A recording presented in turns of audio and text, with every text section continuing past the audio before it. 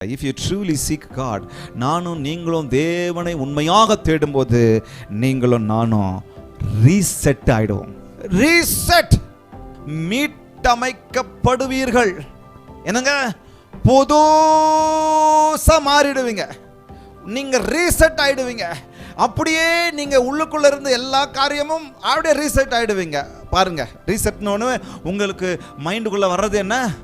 மொபைலில் வர factory reset தான். எங்கள் மம்மி இது மொபைல் 3-4 தடவை ரீசெட் பண்ணிட்டோம். அதுவே பழைய மொபைலு.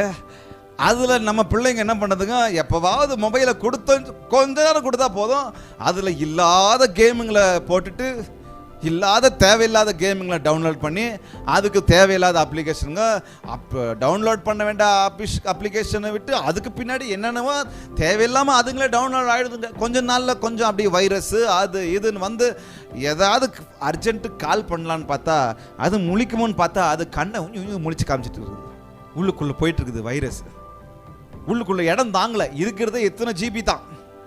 அத்தனை ஜிபிலையும் எல்லாம் ஆப்பையும் போட்டு அப்படியே நெருக்கி வச்சுட்டு இருக்கிறோம். அந்த ரேமுக்கு வேலையே இல்லை, ரேண்டம் ஆக்சஸ் மெமரிக்கு வேலையே இல்லை, வேலை கொடுக்கவே முடியல.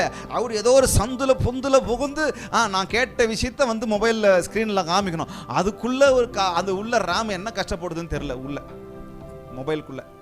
அப்புறம் நம்ம என்ன பண்ணோம், போன வாரம் கூட சொன்னேம்மா சீக்கிரமாக ரீசெட் பண்ணணுமா, இருக்கிற எல்லா அப்ளிகேஷன்லையும் தொலைச்சி போடாதுலேருந்து ஃபேக்ட்ரி ரீசெட் கொடு, போ அபோட்டுக்கு போ, என்ன செட்டிங்ஸ்க்கு போ.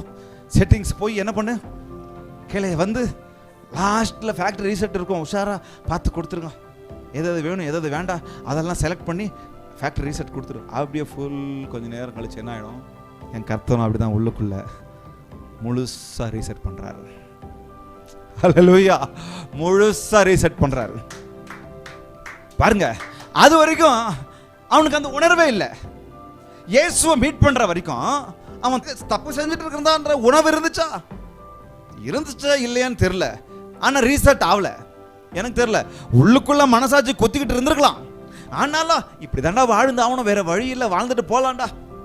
அவனை மாதிரி வாழ்ந்தா வீட்டை கட்ட முடியாது, இவங்கள மாதிரி வாழ்ந்தா பணத்தை கட்ட பேங்க்ல போட முடியாது, இவங்கள மாதிரி வாழ்ந்தா பிள்ளைங்களை படிக்க வைக்க முடியாது, இருந்துட்டு போட்டும் போ, 10-11 இந்த பாவத்தில் போகட்டும் போடா அப்படின்னு கூட இருந்திருக்கலாம்.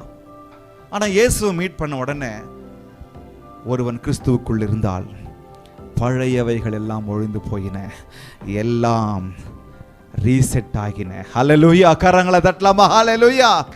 ஒருவன் கிறிஸ்துவுக்குள்ள இருந்தா என்னங்க, பழையதெல்லாம் ஒழிஞ்சு போயிடுச்சு, எல்லாம் புதிதாகின. இதான் என் அப்பாவை மீட் பண்ணும்போது நடக்கிறது விஷயம். இயேசு எப்படிப்பட்டவரோன்னு நீங்க தேடினீங்கன்னா, என்னை கேட்கிற ஆன்லைனில் கேட்கிற என்னுடைய பிள்ளைகள், தேவ பிள்ளைகளை, நீங்கள் இயேசு எப்படிப்பட்டவரோன்ற அந்த தேடுகை உங்களுக்குள்ளாக இருந்துச்சுன்னு சொன்னால், நீங்கள் கர்த்தரை தேடுவீர்கள் என்று சொன்னால் நீங்கள் மனம் திரும்புவீங்க, நீங்கள் ரிப்பண்ட் ஆகுவீங்க, நீங்கள் ஃபுல்லாக ரீசெட் ஆகிடுவீங்க.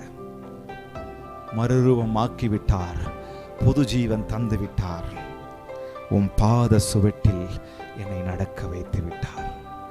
ஹல்லேலூயா, ஹல்லேலூயா. எவ்வளவு அழகாக சொல்றாரு பாருங்க. இங்க பாருங்க, அதே வசனம் தான். சகேயு நின்று கர்த்தரை நோக்கி, ஆண்டவரே, என் ஆஸ்திகளில் பாதி ஏழைகளுக்கு கொடுக்கிறேன், நான் ஒருவனிடத்தில் எதை ஆகிலும் அநியாயமா வாங்கினது உண்டானால். ஒரு அழகான மறுசீரமைப்பு, ஒரு அழகான ரீசெட் அந்த மனுஷனுக்குள்ள வந்துச்சு. சகேயு பணத்தை தேடி ஓடிக்கிட்டு இருந்தார் ஒரு காலத்துல.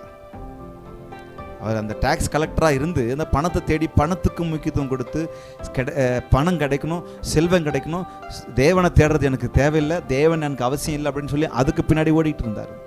சகேயு ரோமருக்கு பின்னாடி ரோமருக்குள்ள வேலை செஞ்சுக்கிட்டு இருந்தார். அந்த பதவி எனக்கு முக்கியம், யூத ஜனங்களாக இருந்தாலும் யூதராக இருந்தாலும் நான் ரோமருக்குள்ள என் ஜனங்களுக்கெல்லாம் நான் உண்மையாக இல்லைனாலும் பரவாயில்ல, அவருக்கு கீழே வேலை செஞ்சு இந்த வேலை முடியறதுக்குள்ள எவ்வளவு சுருட்ட முடியுமோ சொல்லமா. என்னங்க உதாங்கிறீங்களா, சிரிக்கிறீங்களா? ரோமரு கீழே வேலை செஞ்சுட்டு இருக்கிறேன், இப்ப விட்டா எப்ப பிடிக்க முடியும்? தமிழ்ல ஒரு வார்த்தை இருக்குது, அன்னைக்கு இருந்துச்சா இல்லையான்னு தெரியல, காற்றுள்ள போதே தூற்றிக்கொள். இப்பவே கரண்ட் இருக்கும் போது அயன் போட்டுக்கோ. இப்பவே புது மொழி இது. கரண்ட் இருக்கும் போது அயன் போட்டுக்கோ, இப்பவே என்ன பண்ணிடு, எல்லாத்தையும் முடிச்சிரு. ரோமர் கீழே வேலை செஞ்சுக்கிட்டு இருக்கிற, இந்த பதவியை பயன்படுத்திக்கோ, இந்த கவர்மெண்ட் வேலையை பயன்படுத்திக்கோ, இப்போ எவ்வளோ லோன் வாங்க முடியுமோ வாங்கிக்கோ, இப்போ எதை வாங்க முடியுமோ வாங்கிக்கோ, இப்போ எதை சாதிக்க முடியுமோ பண்ணிக்கோ. அதுக்கப்புறம் ஆகாது, 53 60 வயசு ஆயிடுச்சுன்னா ரிட்டையர்மெண்ட் ஆகிடுவேன், அதுக்குள்ளே என்னென்னலாம் சாதிக்க முடியுமோ சாதிச்சுக்கோ. அப்படிதான் என் சகை இருந்திருப்பார். அது வரைக்கும் ரீசெட் ஆகணும், மறுரூபம் ஆகணுன்ற எண்ணம் இருந்திருக்காது. சமூகத்தினால எவ்வளவு நிராகரிக்கப்பட்டிருக்கார் பாருங்க, எவ்வளவு அநியாயம் பண்ணியிருந்தார்னா, இப்போ இந்த பாவி வீட்டுக்கு இந்த பரிசுத்தவான் போறதா, எவ்வளவு அநியாயக்காரன். ஆனா இயேசுவை கண்ட உடனே, இயேசுவை கண்ட உடனே, இந்த இயேசு எப்படிப்பட்டவர் என்று நீங்கள் தேடுவீர்களானால், நீங்க இயேசுவை கண்ட உடனே பழையவைகள் எல்லாம் ஒழிந்து போயின, எல்லாம் புதிதாயின. புதுசா உங்களை ரீஸ்டோர் பண்ணுவார்.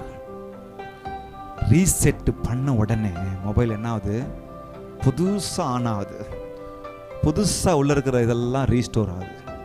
அப்புறம் கேட்கும், இது வேணுமா, ரீஸ்டோருக்கு கேட்கும், இது வேணுமா, இந்த அப்ளிகேஷன் வேணுமா, இது வேண்டாவா, அதுக்கெல்லாம் டிக்கு கொடுத்து இதெல்லாம் தேவையில்லை, இதெல்லாம் தேவையில்லை. ஓகே, என் அப்பா உங்களையும் என்னையும் ரீசெட் பண்ண இந்த நாட்களில் மீண்டுமாய் விரும்புகிறார். எதை விடணும், எதை அழிக்கணும், எதை எரேஸ் பண்ணணும், எதை ரீசெட் பண்ணணும், கர்த்தர்கிட்ட ஒப்பு கொடுத்துடணும். ஹல்லேலூயா. ஒப்பு கொடுக்கலாமா? எதை விடணுமோ அதை விடணும். கர்த்தர் சமூகத்தில் எதை, ஆண்டவரே இந்த பாவம் என்ன இன்னும் சுத்திக்கிட்டு இருக்கு, இந்த பாவம் என்ன இன்னும் வச்சுக்கிட்டு இருக்கு, எதை விடணுமோ இதை விட்டுருங்கப்பா அப்படின்னு சொல்லணும். எடுத்து போடுங்கப்பா எனக்குள்ளாக அப்படின்னு சொல்லணும்.